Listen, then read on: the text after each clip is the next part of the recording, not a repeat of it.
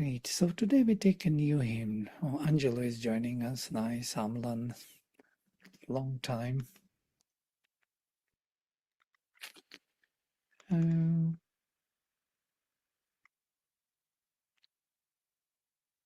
Right. Here we are. A new hymn. 566. Rata Havya Atreya. I will read first the hymn. In the diction, I think, is to be deconstructed.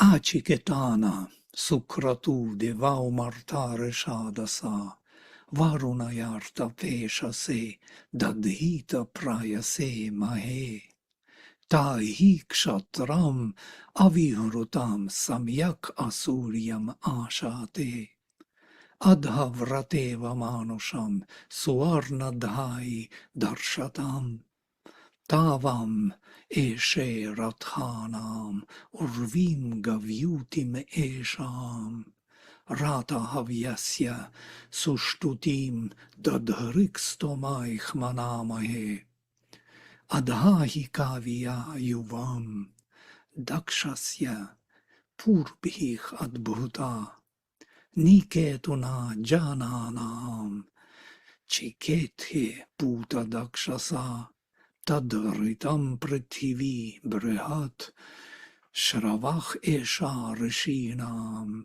Jrayasanao Aram prithu Ati ksharanti yamabhih Ayadvam iya chakshasa Mitra vayamcha surayach Vyachishte bahupaye Yatemai Svarajiye. So, Sri Aurobindo's explanation of the hymn. The givers of self-rule. The Rishi invokes Varuna, the vast form of the truth, and Mitra, the beloved Godhead, the beloved Godhead of its harmonies and large bliss. Maybe comma is not needed. Who conquer for us the perfect force of our true and infinite being, to change our imperfect human nature into the image of their divine workings. Then the solar heaven of the truth is manifested within us. Its wide pasture of herding illuminations becomes the field of journeying of our chariots.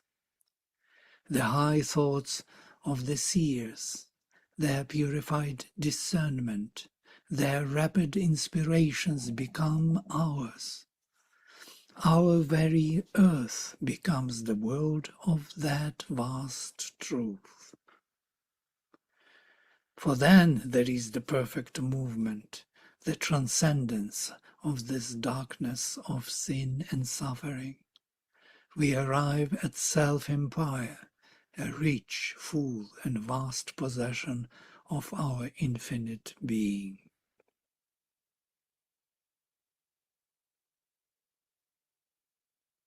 We are not used to these words, yes, to these images.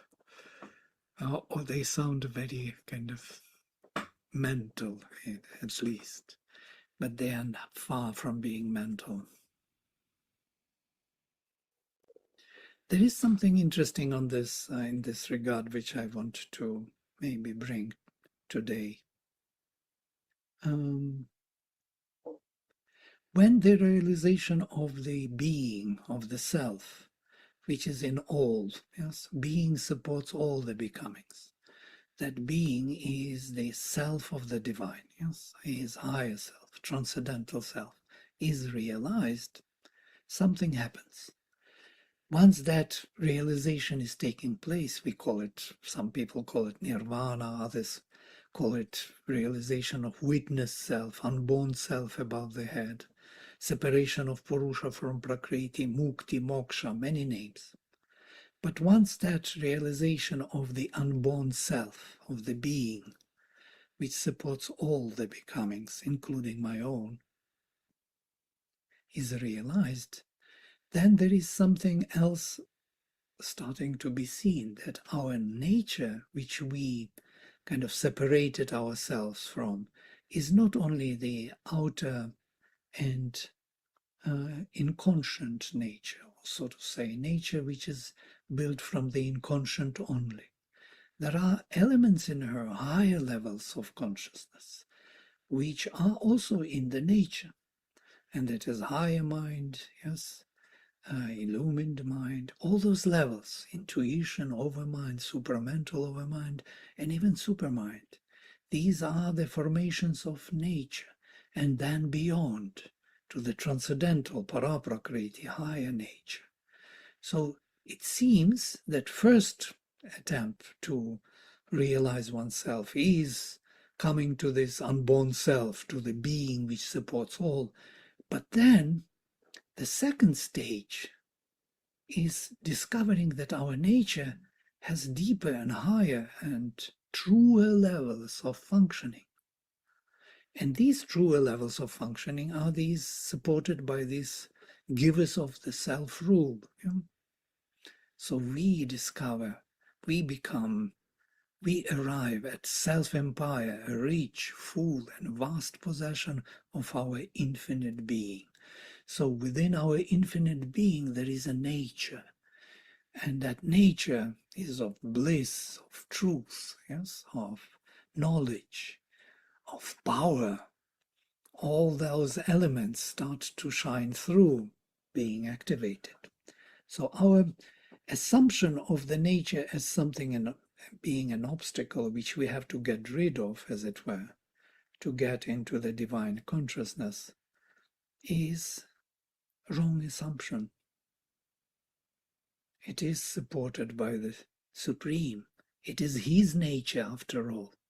It has paraprakriti, his nature, and then it comes down to aparaprakriti, but it is still his nature. It is still him here in the nature. Yes. This is something for the Vedic thinking. So let us take first verse. Achiketana sukratu deva umartara shadasa. Varuna yarta pesha se. I'm cutting close here for the meter. Dadhita prayase mahe. O mortal, who awakenest to knowledge, call to thee the two Godheads, who are perfect in will and destroyers of thy enemy. Direct your thoughts to Varuna, of whom truth is the form, and to the great delight. Great delight here is Mitra. Interestingly, he uses of whom truth is the form, Rita Pesha Se Varunaya, whose form, Peshas, or decoration even, is done by the dynamic truth.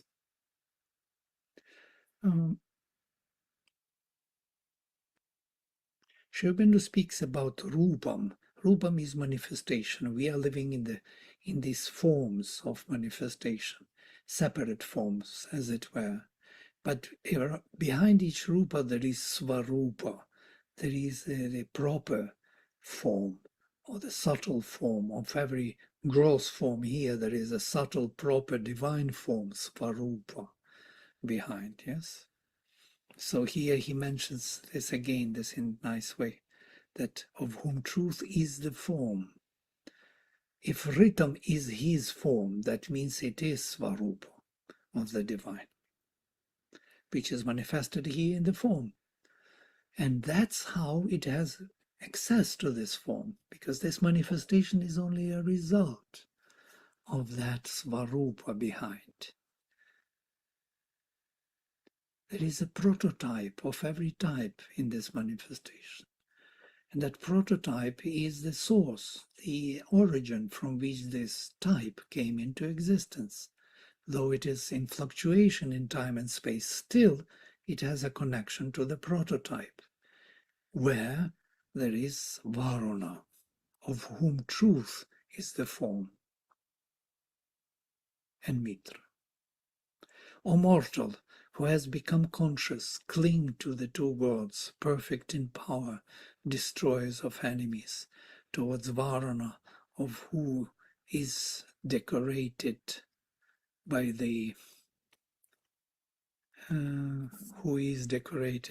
dynamic truth, using Pesha-sized decoration, towards Mitra, who is dressed in great delight. Direct your mind, fixed by uninterrupted consciousness, Dadhita. So Sri Aurobindo translates Dadhita as direct your thoughts, meaning fix your consciousness upon. We spoke about this not once, that mind, and Dhi, especially higher mind in the Veda, has this idea of fixation, concentration of your consciousness upon that realm, upon Varuna and Mitra.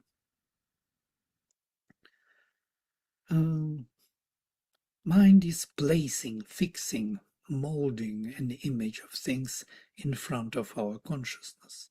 Holding, sorry, what I'm saying.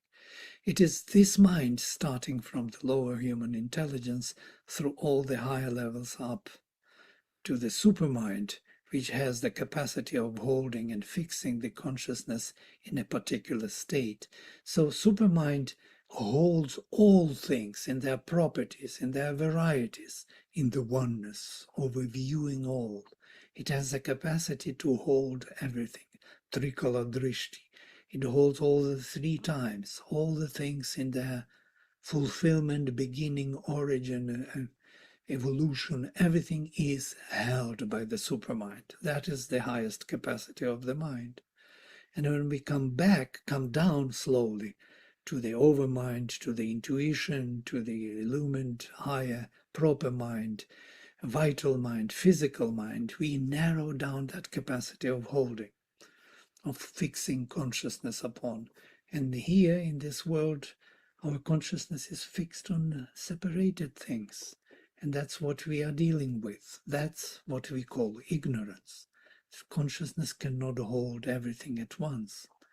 Only in a particular time and moment of time behold only this vision, this property, and cannot hold all the properties. But it is not so, because mind, starting from the physical and ending with the supermind, is the same mind and can be charged. This physical mind can be charged with the holding all supramental consciousness. Can be.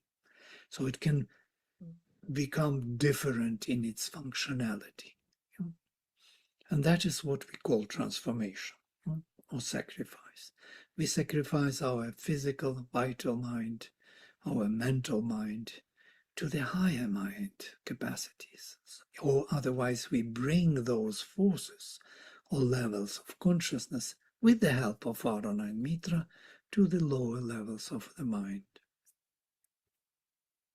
So mind, the role of the mind would be a channel of the higher spiritual powers of consciousness. Sri Aurobindo says that we cannot fully understand how mind functions until we discover the supermind. It is this approach to the mind that makes Veda unique in the history of spirituality, for it includes the higher regions and is extended up to the supermind. So these levels beyond our normal human mentality or intelligence are becoming visible to us or interesting for us only when we realize the divine being, self. And then we start seeing that our nature functions not only in gross matter, gross way, but also in the subtle way, and has so much more to offer. Somewhere Sri Aurobindo speaks about the equality in the synthesis. He speaks about active equality, when equality is becoming a source of all enjoyment and bliss in the manifestation.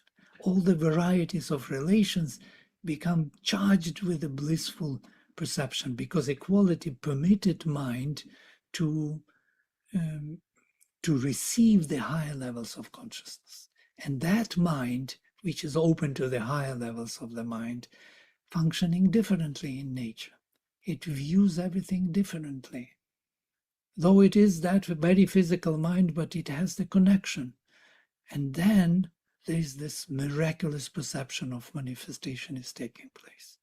There is joy in everything. But to arrive at that level, one needs a lot of shifts and changes. Yeah? Thus, invocation by the word, formed from the higher realms of the consciousness, can establish here in the lower mind the higher levels of consciousness. Of course, it can. It comes from that. It is the power, the very power of that level, a higher level. In other words, we can extend our mental consciousness into the higher regions and ascend to the higher realms of our mental consciousness at will by the word. For it is one and the same mind within us. In this sense, Mitra and Varuna are the faculties and capacities of our higher consciousness, which we can extend our perception to and activate them within our mind here. They introduce our soul to its higher realms, as the Rishi says. These are our realms which we can visit and experience within our consciousness and being.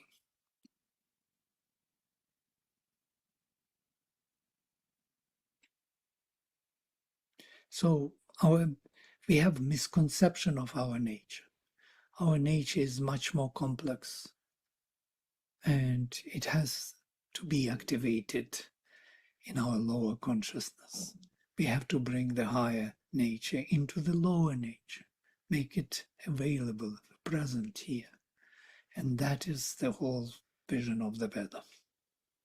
And the Godheads are the representatives of that higher nature. Varuna is the representative of the purity and vastness of the divine being.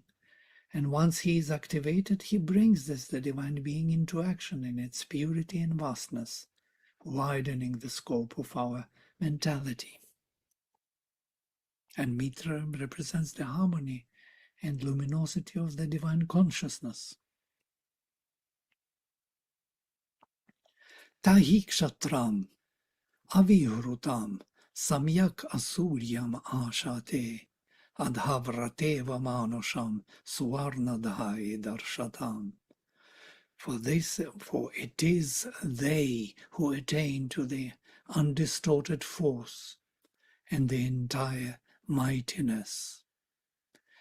Then shall thy humanity become as if the workings of these gods. So our humanity becomes as if the workings of these gods, as if it is their realm when they come down. It is as if the visible heaven of light were founded in thee. Why as if, he says? It's kind of interesting, and it is in the Suvarna, yes, in the text. Because we are still in this lower consciousness of Aparaprakriti. We are in the physical consciousness. And at the same time, we are not only here. We have this dual perception. Dual perception creates a new, totally new consciousness. When the higher becomes part of the functioning of the lower. That's the whole magical trick.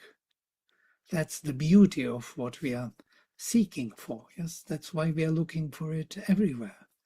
We try to satisfy our senses by the gross matter and gross forces, and we see how far we can go. Not far, but we need to engage those higher forces.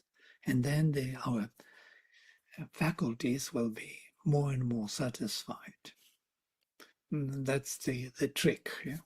How to satisfy our faculties. With the higher faculties of consciousness, of course, engaged.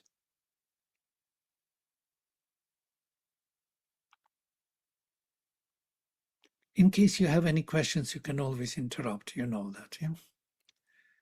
Tavam eshe rathanam urvim gavyuti mesham rata havyasya sushtutim dadharik stomaich manamahe. Therefore you, O gods, I desire. Eshe, notice how interesting form for those who study Sanskrit. For the rushing of these chariots, your wide pasture of the herds, I aspire, I desire.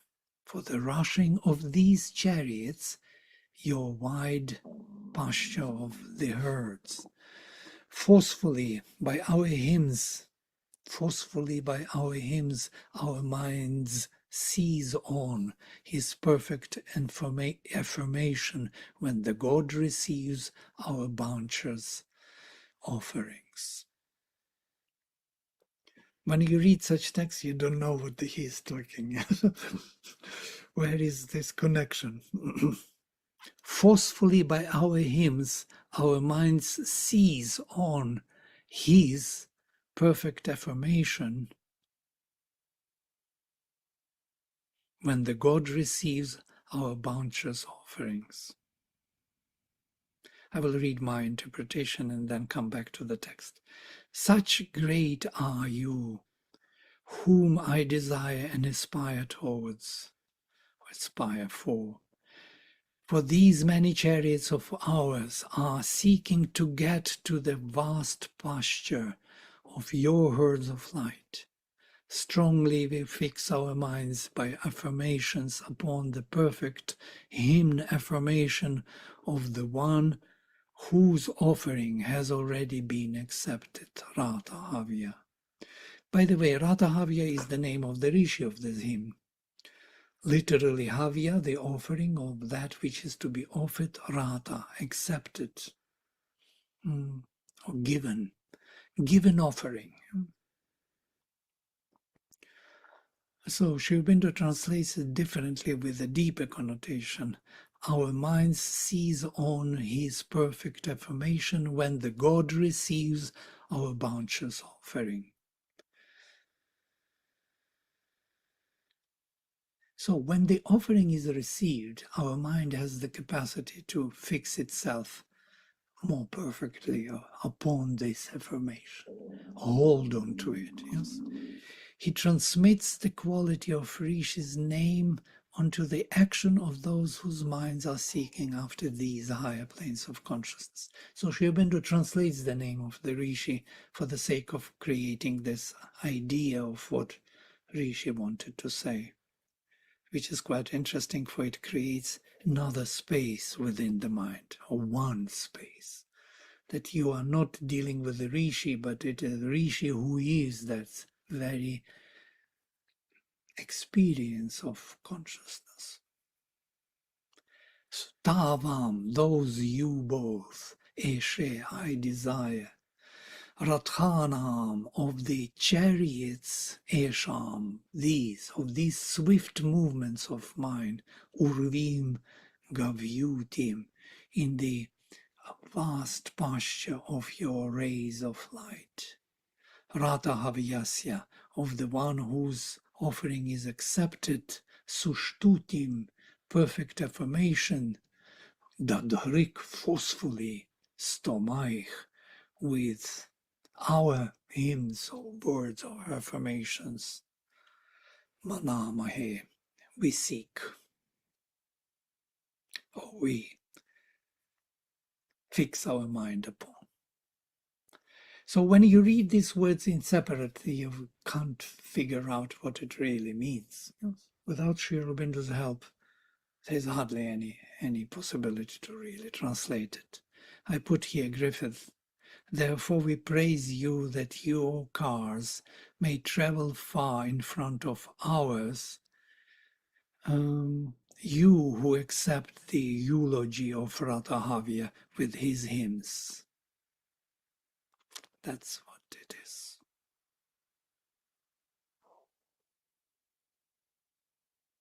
Yelizarenko translates even more weird. To you both I call for the contest of the chariots. Well, I will stop here. Will not translate it from Russian.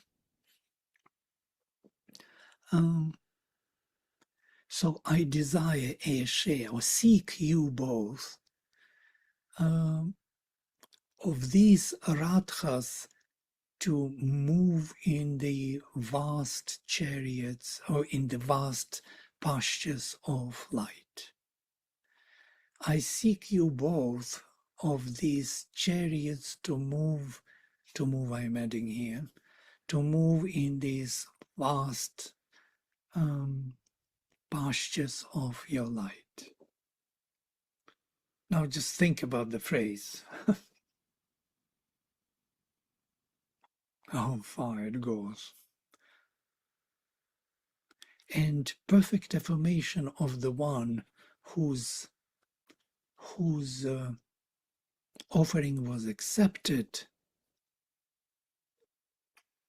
strongly by the words, or Shobino says forcefully by our hymns. Our minds seize upon, our minds think, fix it, consciousness upon the perfect affirmation. So Shtutim, when the God receives our bunches offering, when the offering was received.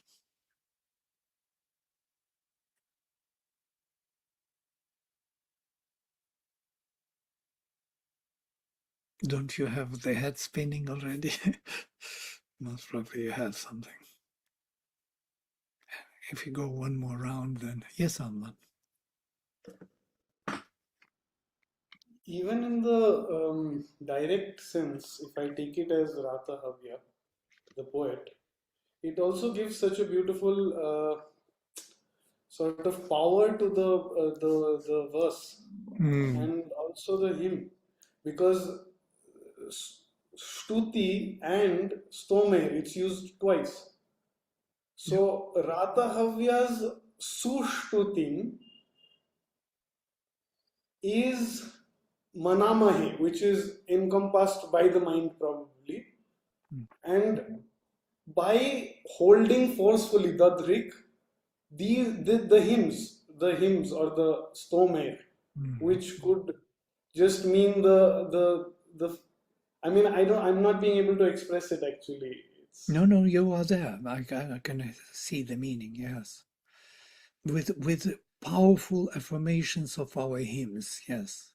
We seize upon your perfect affirmation, yes, of Radha of whose offering is accepted by the divine. Yeah, makes sense. Literally, we're translating now literally. And Sri Aurobindo is very close to it, absolutely, yeah, to literal translation. He adds the God, yeah, here, when the God receives, when the offering is accepted or received. By whom? By the God, of course, by the divine.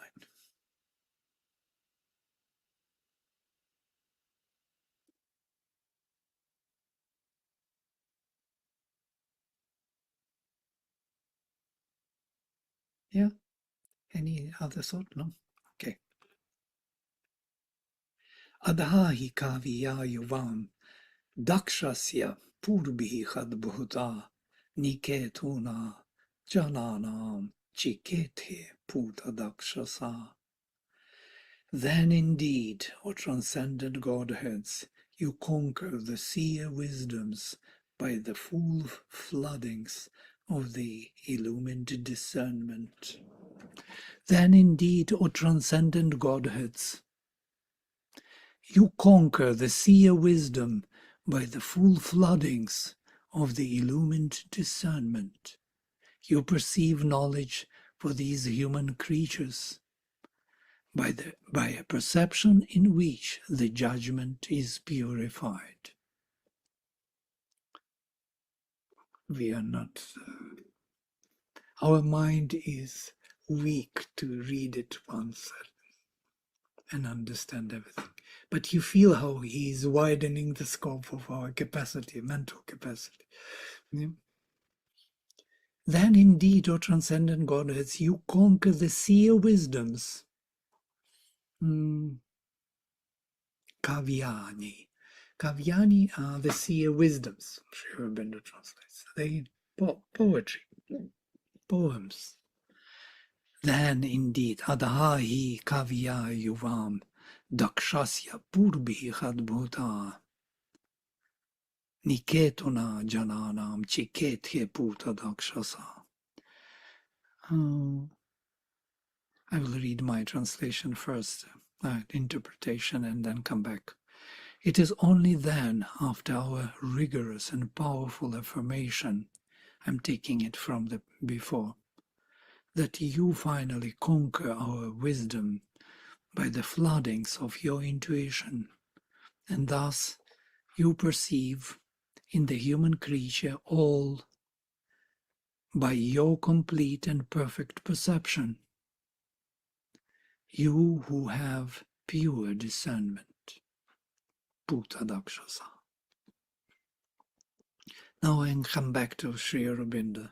Then indeed, O transcendent Godheads, you conquer the seer wisdoms, the poems, those affirmations, those strong affirmations, Dadharik Stomaich, you conquer by the full floodings of the illumined discernment. So what happens?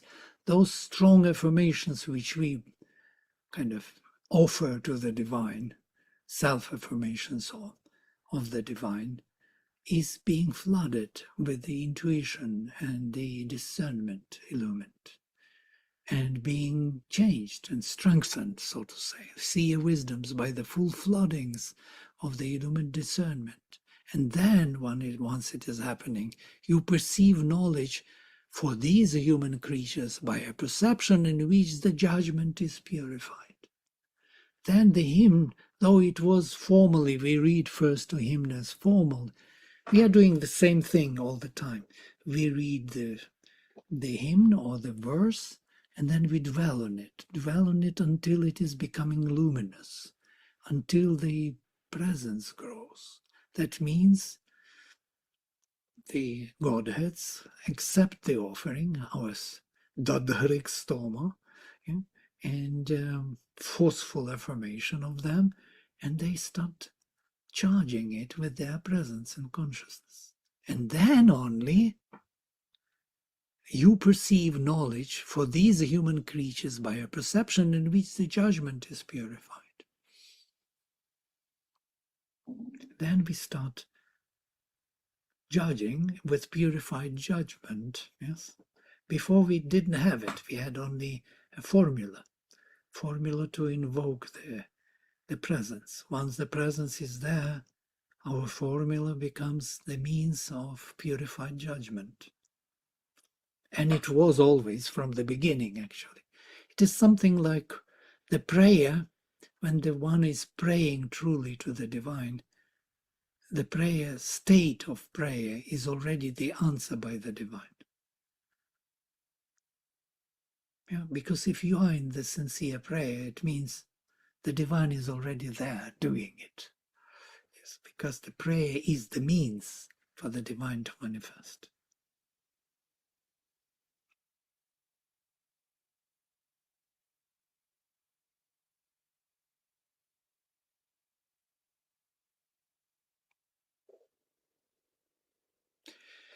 Sri Aurobindo translates Adbhuta as or transcendent Godheads. Yes. Purbhih. Pur is interesting word. It's also fullness, also the flooding. Sri Aurobindo uses this imagery in Savitri all the time, yes. And the knowledge was rising or flooding him, over flooding him like the sea. Yeah, he uses the sea imagery flooding as knowledge floods onto his consciousness. This is actually the imagery of the Veda, Purubhi, by the full waters flooding, yes. Dakshasya, of the illumined discernment. Daksha is the illumined discernment.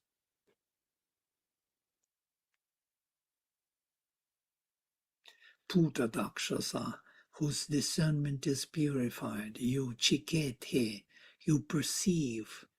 Niketuna, by the inbuilt ketu, or down directed ketu, the ray of light, janana, of the people born in the body.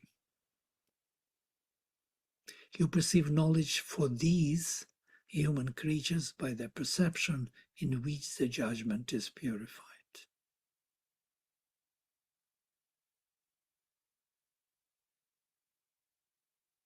Interestingly, most probably Sri Aurobindo translates Puta Dakshasa as Ketuna also. Do you think, Angela? At least he translates it like this. He doesn't take it as the name for Mitra and Varuna in dual, though it is.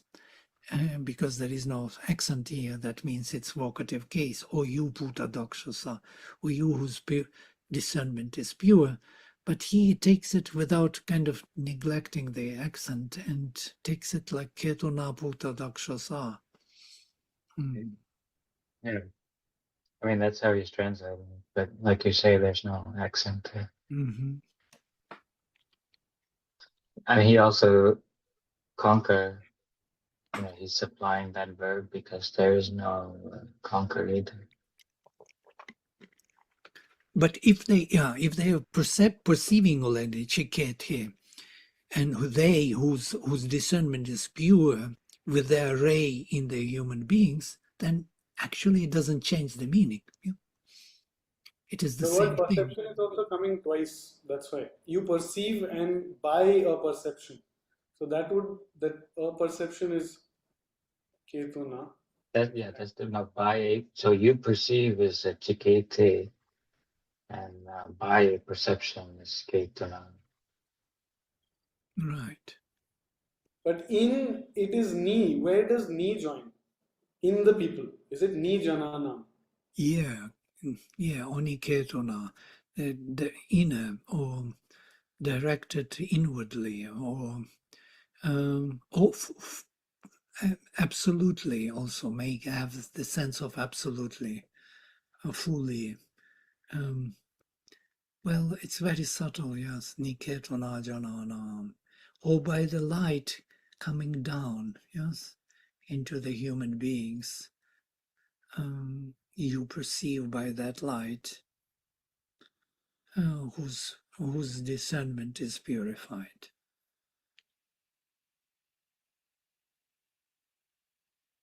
Woo.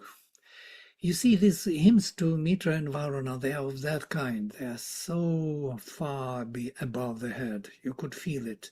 We are not dealing with the Agni or Indra, or not even with Usha. It is something like very, very lofty sense.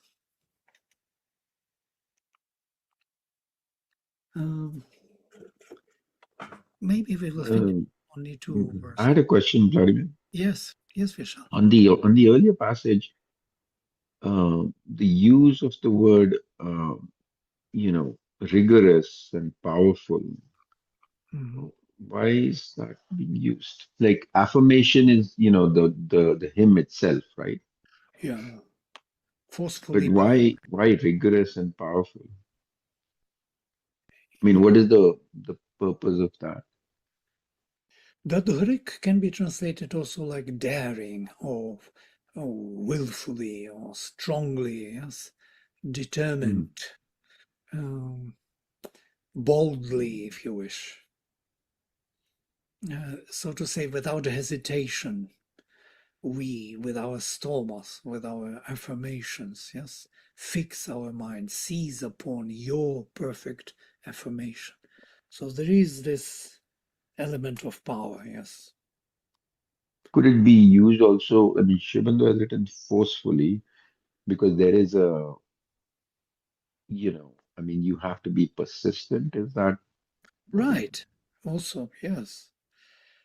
Hmm. Dadharik, yeah. I think I did. Yeah, you can read here. Dadharik is strongly, boldly, and it is used only in this hymn. This is I see. interesting. Dhri to hold, and Dadrik would be like sort of Yeah, wanting to hold, so therefore sort of giving that sense of forcefulness maybe. Hmm. yeah, it's yes, it's from the family of Dhri is holding, absolutely. Um, but there is also Dhrij, um, Yeah, the root drish, or Dhrish, yes. Dhrij, to the, be to be bold or courageous or confident or proud. yep, correct. Dhrish. Dhrish, yeah. Yes, absolutely. Dhrushnoti, to be bold and courageous, yes, to dare, to venture. So this is from it with the reduplication. Dadhrush becomes Dadhruk.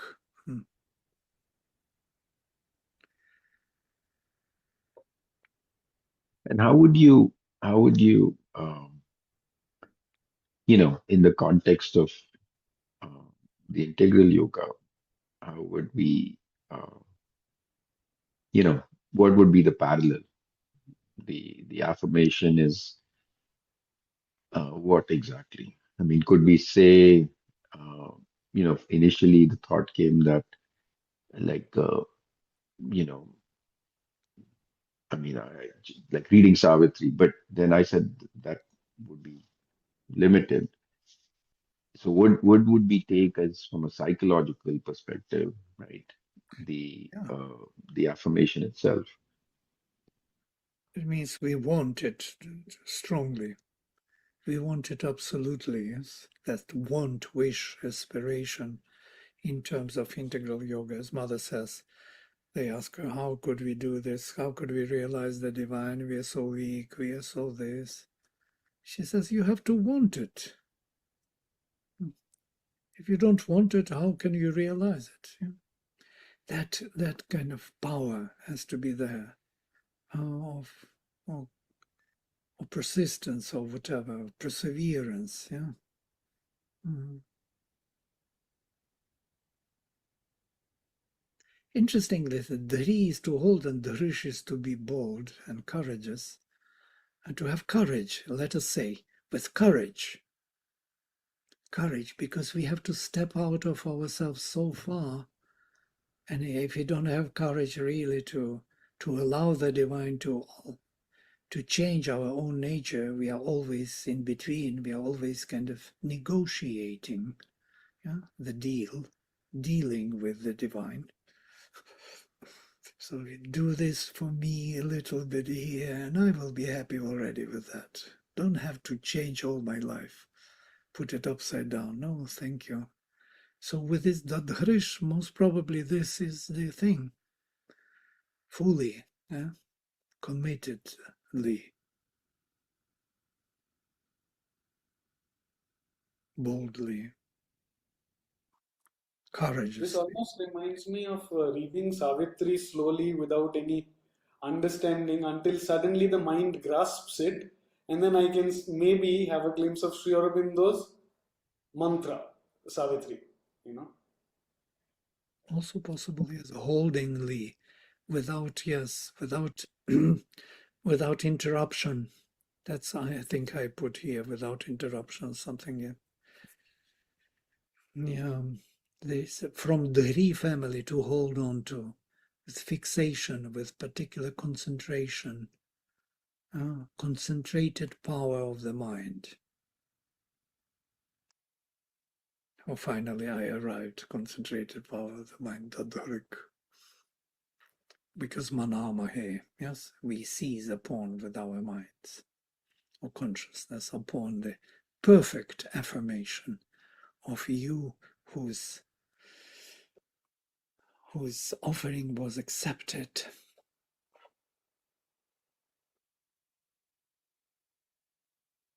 I know it is never satisfactory with the words. As Sri Aurobindo says, we cannot describe the divine, who is beyond time and space, who is beyond mind, by the language which was built in this time and space and expresses its relations in time and space. It's impossible to describe the divine being. This language is not capable of doing it, but it is capable to do something else. Firm affirmation of the divine, allowing it to come and bring those illuminations and lightning into that affirmation, and we will start perceiving through that higher nature in our own being a different manifestation. That is possible. Finally, I found a new expression. What is possible is this change of our consciousness. But philosophizing about the divine?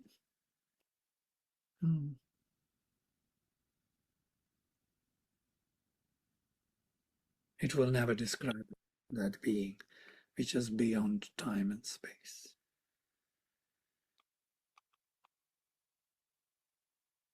So we have two more verses or three. This one is very powerful, yes. It is only then, after our rigorous and powerful affirmation, that means uninterrupted perseverance onto fixing our consciousness upon the divine, that you finally conquer our wisdom by the floodings of your intuition, and thus you perceive in the human creature all. By your complete and perfect perception, you who have pure discernment. So we want those levels of consciousness, those faculties of higher Prakriti, to operate within our lower Prakriti. The higher consciousness of the transcendent Godheads, Adbhuta, finally overflows. The poetic and prophetic wisdom of the human seers. It answers to the call, as it were, and takes full charge over the perception of human beings.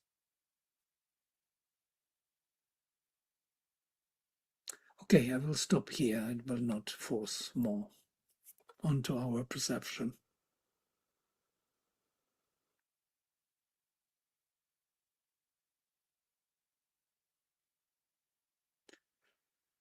Yeah, after such a treatment of consciousness, not much to say. Yes?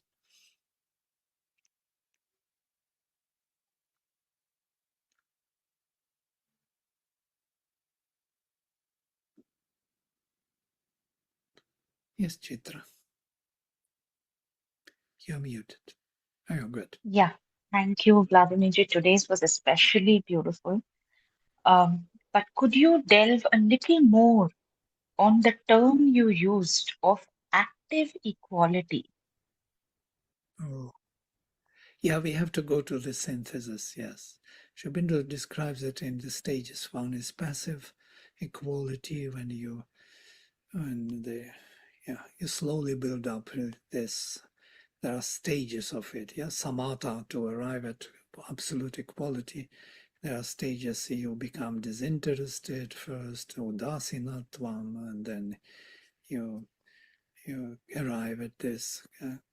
There are stages of passive equality, and then when active, what happens then? Then the presence of the higher Prakriti, or the higher levels of consciousness, starts becoming activated. So then equality becomes the stage on which you can see everything in the divine relations and the divine light. And that brings an enormous bliss and enjoyment. viewing everything from the divine point of view or from the higher Prakriti point of view. Then you see very different as mother and children, or kittens and cat mama, or trees or flowers. You see everything in the light, which is actually that Svarupa light, yes, the light of the prototype. What are these creatures and beings for, and how they relate? But you need that active equality, so to say, stage, when it becomes not just passive equality, but brings through that equality a new perception, new consciousness is activated. It's Could you refer to the chapter, Vladimirji, where I think there are about three just dealing with equality itself, and I haven't read them. So if I could go back and read, could you refer to which one talks Sure. about? I will send you the reference. I don't remember now where it is. We actually studied it at length in our 12 qualities study group, that chapter where he speaks about this. It's an amazing thing, yes. Why equality? We see equality as something, we become less active in life, withdrawn, disinterested, so to say. But it is only a passive stage. When we hold on to it, it turns to be a very different stage. That's why Krishna says in the Gita, yes, samatvam yoga uchyate. Yoga is called samatvam, the equality. Why? Because only then the higher levels of consciousness can be activated. Motivation can be changed. You are motivated differently, not by managing the elements of rupa, but you are looking for svarupa management, as it were. What it does good for the rupa from the point of view of svarupa. You're holding one foot in the svarupa. That's what equality permits, allows you to do. That one part of your consciousness is the higher, operating and being in the lower. But if the equality is not there, then you are drawn to one. Either you are withdrawing from nature, going beyond, or you are engaged in nature, outer nature, forgetting about the Svarupa. In the prayers and meditations, we have this one prayer where the voice of the divine speaks to the mother. And it says that the one thing you must do, only one thing, keep equality all the time through all the events. Because there will be many turmoils, many ups and downs from the point of view of the outer nature. But if you don't keep equality, you don't see the reason why it is happening. And so you become engaged. And once you're engaged, there is no more seeing the truth.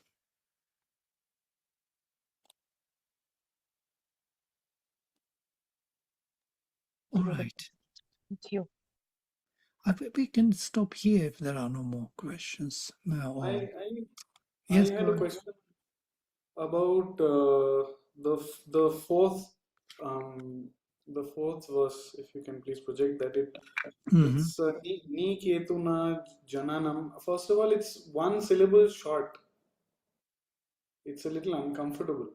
Oh yeah, there are not only these words. There are many of these. One, niketuna jananam. That's how I read. Yeah, I add one more syllable, reconstruct it, as it were. Chikete puta dakshasadi is very good. There are many places of this kind. I will show you again another one here. Here, for example, Vyachishte Bahupaye. That's how I read. You see the construction? Yate Mahi Swarajiye. Yeah, so this is poetry like Shakespeare or Sri Aurobindo. English also has these problems, yes, in the poetry. Sometimes it is shorter or longer Sometimes you use not it is, but tis. You cut one syllable because it doesn't fit into the meter. Sometimes you add one syllable. I was wondering also in this line, can we say because it is connected to the top, only then you conquer the seer wisdoms by the full floodings of illumined discernment, or transcendent godheads, that is Adbhuta.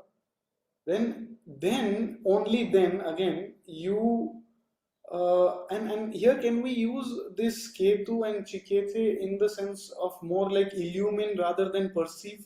So only then by or in the perception of the people, you illumine the perception by these floodings also from before. Maybe I'm not sure.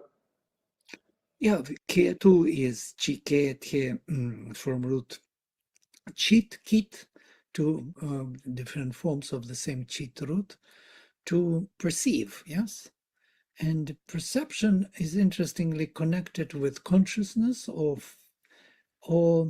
also with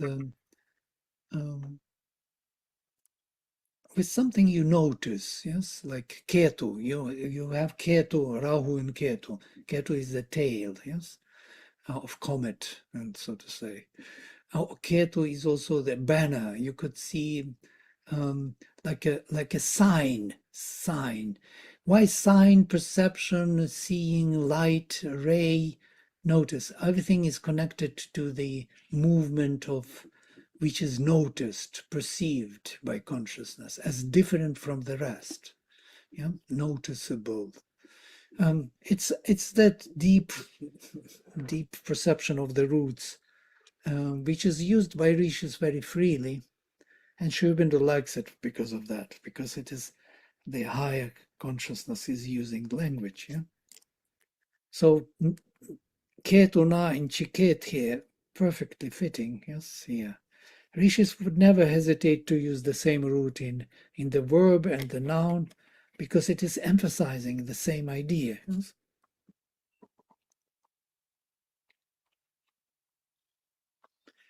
And by the perception, by the consciousness of the born in the body, yes, deeply, you perceive, you who have purified discernment. So we have our perception, but it has to be purified by them, by their own floodings of intuition. Yes. Dakshasya purbhih, by the floodings of Daksha, of their discernment. No, Daksha, actually, I think Sri Aurobindo is putting Ni with Puta Daksha, in which the judgment is purified. okay, possible, yeah, totally. Or not necessary even. If you translate it as Bahuvrihi compound, you don't need to do even that. Whose perception is purified, in whom the judgment is purified, yes. But yeah, most probably Ni, he found the place there for, yeah, possible. What do you think, Angelo? Ni possible to put it with Puta Dakshasa? It's unusual, but possible. No? Yeah, I mean, I would favor the Jananam. I also think Jananam, with Jananam Ni, inner perception or something of the people rather than Puta Dakshasa Ni. But Yeah, actually, I wouldn't even have this conquer, because there is no conquer. I mean, the only verb is become conscious. So I would tend to think that, they become conscious of the Kavimani, like Putan, whatever, yeah, by the Ketuna, by the Ketu of the people.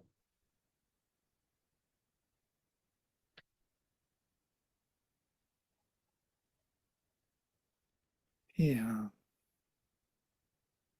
Because that's the only verb that's there, chikete. Yeah.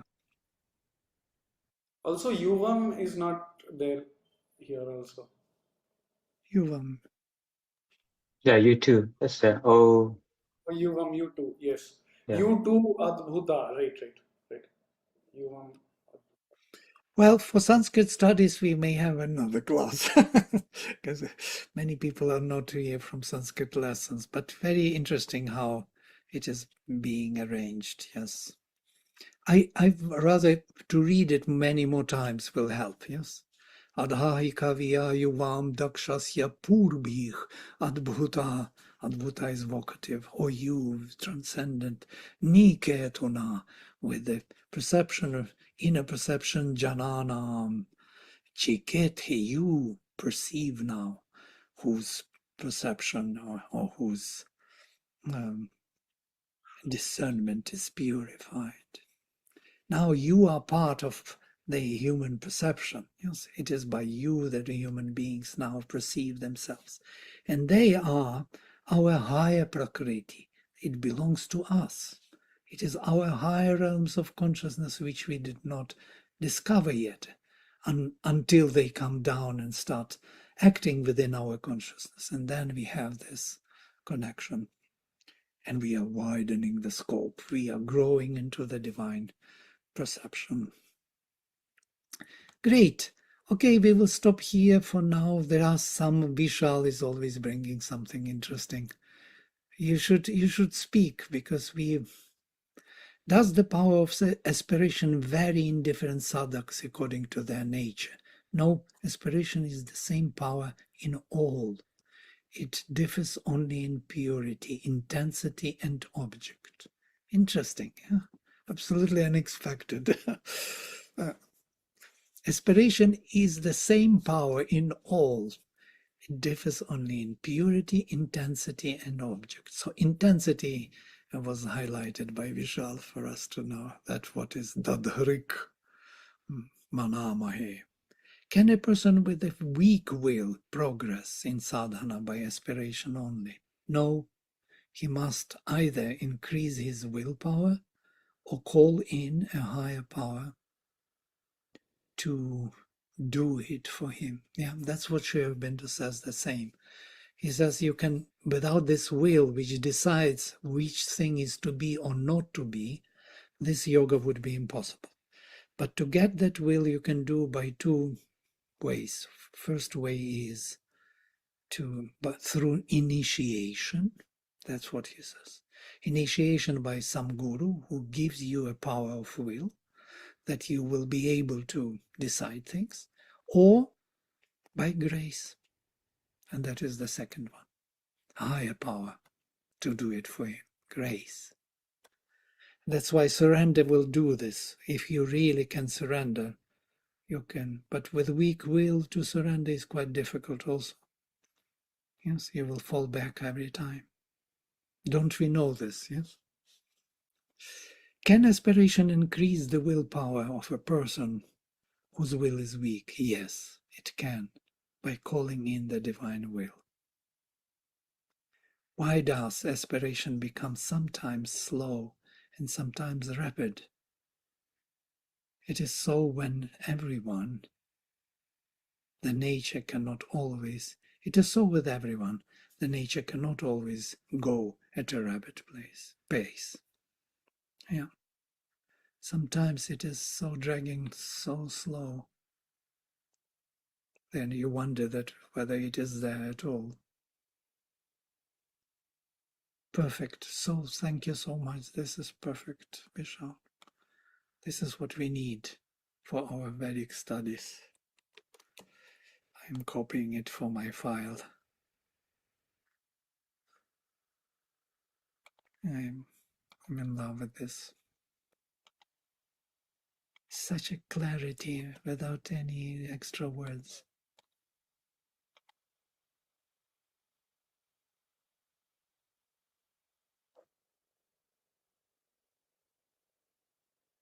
Yes, interesting, Chitra. Also, in one of her prayers, Mother talks about make our prayer intense. So this can also be translated as a hymn being offered with intensity. Thank you, Chitra. So thank you all, and I will close with mantra.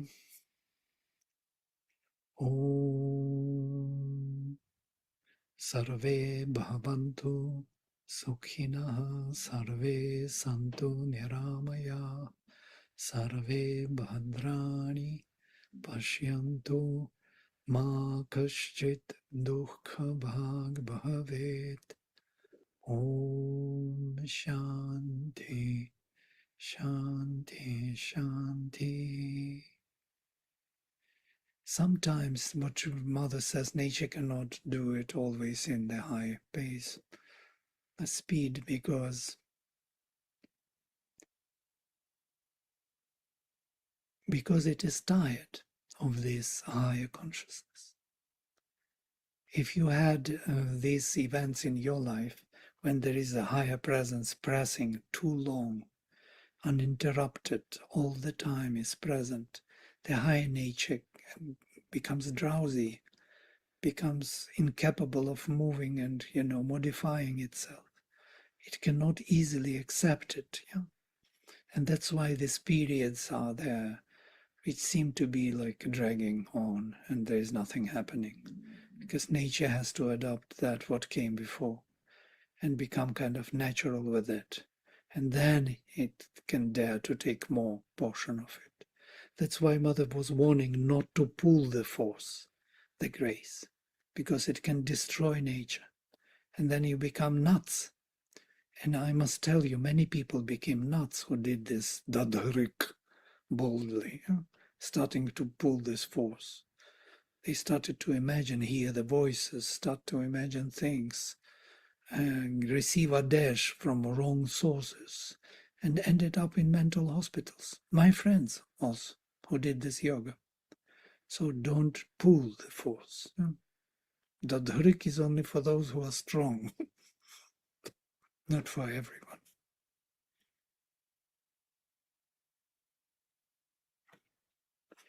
Okay, thank you all and see you then next time. Yeah, Chiketic also can be as Nietzsche. Yes, absolutely. Perceiving, yeah, to the bottom of things, to the very truth of things. Yeah, very good. Thank you. Thank you, Angela. Okay, see you all. Bye.